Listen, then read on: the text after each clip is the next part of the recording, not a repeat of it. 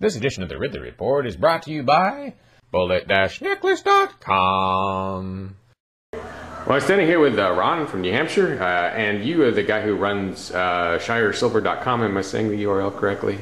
Yeah, shiresilver.com. And Shire Silver, of course, is a way to trade in silver in very small denominations. And of course, you have a way to trade even in gold in very small denominations. And you've done something new. Tell me. Well, I have even smaller denominations now. These are not only the new designs on these cards, but they are the smaller denominations, the 1/2 gram of silver and a 1/20th of a gram of gold. And I believe this is the smallest trade unit gold available anywhere. And is your reason for this, are you doing this because the prices keep going up? That made it a little more economically feasible to do these smaller units, but also my ability to create, to basically cut the metal has improved to the point where I can do it accurately enough. Oh, so you're doing your own cutting? Yeah. Oh, yeah. I cut and I measure Nice. these myself. Right. And are you finding that what is that small denomination of gold? What will that buy right now in terms of its spot price? That comes out to, it's about $4. Okay. So we're translating for $2,013. I should probably say it will buy, what, 2 loaves of bread? Yeah, that kind of thing. Okay. And the 1/2 gram silver is, I sell these for about $1. Yeah. And okay, yes, right. You were selling 1 gram silver, a year or two ago, and you were selling those for $1 back then, but the price has gone up so much. Yep, inflation. Exactly. That's inflation of the Federal Reserve note. These actually stay fairly steady over time. Well, that's what's interesting with silver and gold, though, is there will be a spike at some point where they will rise faster than their purchasing power will actually rise for a while. Then it will crash back down. But over the long haul, it's very stable. Yeah. Over the short haul, it looks very volatile. Although compared to, when the worst of the fiat notes, like the Federal Reserve is going to, like we saw in Zimbabwe, Argentina, and pretty much every other country that's had financial difficulties, they see a lot more volatility than we've ever seen in gold and silver. I actually measured out how much gold was buying in Zimbabwe, or what you were. People were actually they shop by. They go to their river and they dig out some gold if they can find a gram or two to live on for that week. And what I determined was in $2009 they were paying about they were buying bread with $3 worth of gold, basically in Zimbabwe. Which of course is a little high. So the way I looked at it was that gold had actually eventually kind of gone down against bread in Zimbabwe. But anyway, obviously there's going to be the concern now, I think in some circles, that there's going to be federal moves against precious metals of some kind. And there are 2 camps. There's the people that want people to be able to trade in precious metals. They want the currency to be backed by precious metals, maybe. And the feds who may come and take the precious metals. What's the like they did back in the 30s. Yeah. They made it illegal to own gold, gold as a currency. But that's one of the things with these is these can be produced easily in small amounts, using low capitalization processes, using small manufacturing techniques. So the average person can do what you're doing? The average person can do it. And you've open sourced the methods, right? You put those online? Or? Yeah. Well, it is on the website. There's complete instructions, including where to get the metal, what devices to use, how to do it. And so anybody can do it.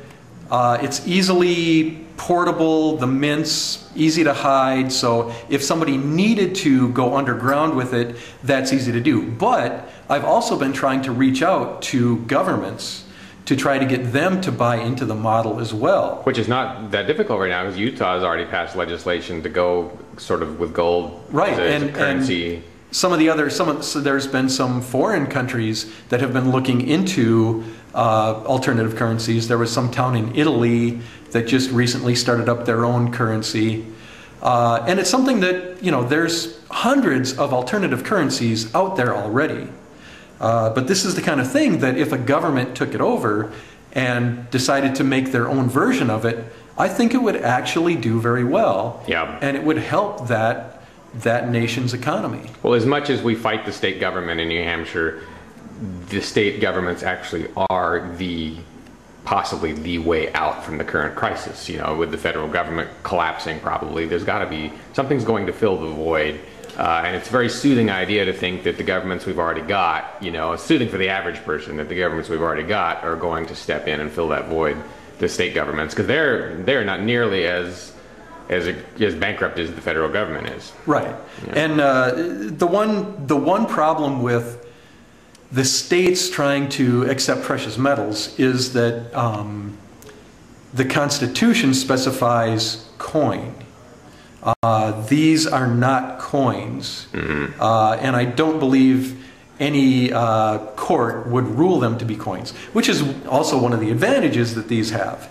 But if a state was to produce its own, then the federal government could come in and say that they were counterfeiting. If a state was to make then they're taking on a state, which we really kind of need that to happen at some point. The states and the Fed will need to have some kind of hopefully peaceful conflict at some point. It might result in a constitutional crisis. Right, that's what we want. I think could get resolved in our favor. Mm-hmm.